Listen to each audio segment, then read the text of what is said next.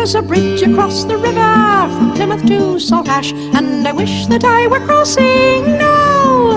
If I only had a job and a kettle on the hob, well, I wouldn't need to wonder howdy, howdy, how. Well, I wouldn't need to wonder how.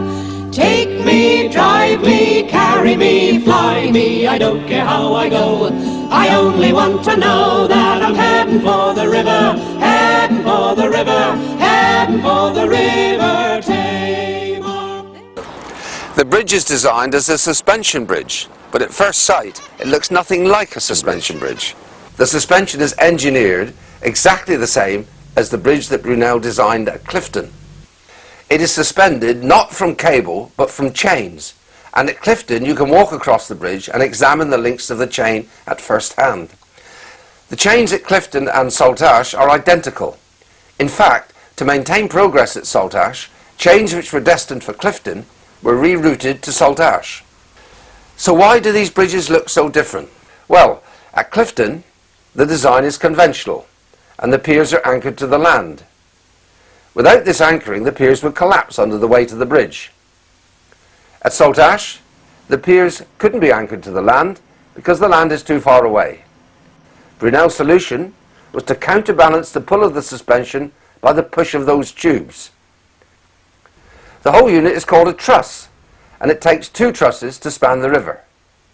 Each truss was constructed on the shoreline as a module, and the module is supported 100 feet above high water by 2 piers. How did they get it up there? Well, the idea was beautifully simple, but the task was daunting in the extreme. On the 1st of September 1857, 40,000 people watched in silence as the module was transported by 5 boats and warped out on the ebb tide. Brunel took charge of the flotation, standing on that podium which was fixed to the truss. He orchestrated the 5 boats with coloured flags, and as the Tamar dropped, the truss gently settled onto the piers. The band played "Here the Conquering Hero Comes," and Brunel stepped down at 3 p.m. Under each end of the truss they put a hydraulic jack, like the one shown here. They raised up one end of the truss by 3 feet and built up the pier beneath it. Then they did the same with the other end and continued 3 feet at a time until after 10 months the first truss was in position. These evocative photographs were made at the start of the second lift. Taken when photography was in its infancy, the image was created on a glass plate. The results are quite stunning and a credit to the photographers of the day. Some of you will have spotted that the lift was unstable because the centre of gravity is above the lifting points. Looking at the left-hand truss, you can see how they improved the situation by effectively lowering the centre of gravity by 8 feet.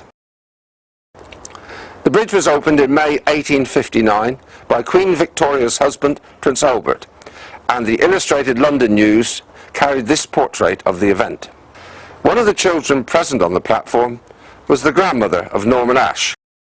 My gran was 10 years old at the time, and her class was in the Guard of Honour on Saltash Station.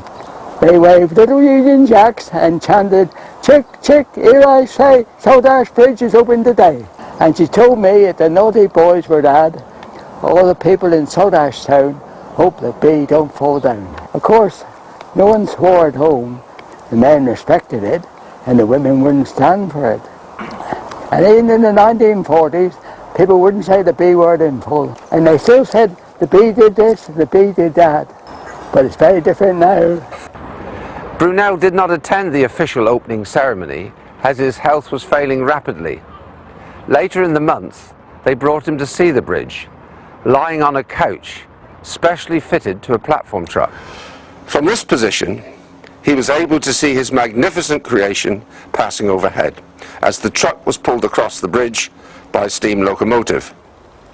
Today, there is another suspension bridge alongside Brunel's railway bridge. It is the road bridge which replaced the Saltash chain ferry in 1961. It was a seminal moment in the history of Saltash, as ferries of one sort or another had plied Saltash passage for over 1,000 years. This commemorative scene shows that fork in history when for the last time all three modes of transport could be seen on the river.